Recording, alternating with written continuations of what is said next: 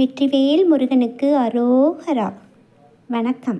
வைகாசி விசாகம் வருகின்ற புதன்கிழமை 22/5/2024 வருகிறது.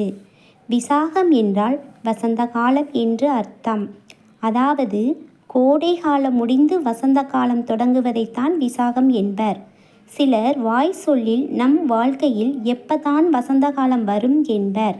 அப்படிப்பட்டவர்கள் இந்த வைகாசி தினத்தன்று அருகில் உள்ள முருகன் கோயில் சென்று பால் வாங்கி அபிஷேகத்திற்கு கொடுக்கலாம். மற்றும் சிலர் குடும்பத்தில் உள்ளவர்களின் பெயரை சொல்லி அர்ச்சனை செய்வோம். அதுதான் தவறு. விசாக நட்சத்திரத்தில் வரும் வைகாசி தினத்தன்று முக்கியமாக கண்டிப்பாக முருகன், வள்ளி, தெய்வானை சாமியின் பெயரில்தான் அர்ச்சனை செய்ய சொல்ல வேண்டும். இந்த ஒன்றை மட்டும் செய்தால் போதும். பிறகு நம் வாழ்க்கையிலும் வசந்த காலம்தான்.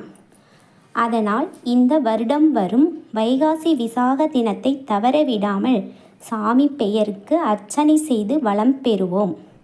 பிறகு நம் வீட்டில் அனைத்தும் சுப நிகழ்ச்சிகள் நடப்பதை பார்க்கலாம். நல்லதே நடக்கும், நம்புங்கள். வேல்வேல் முருகா, வெற்றிவேல் முருகா. நன்றி, வணக்கம்.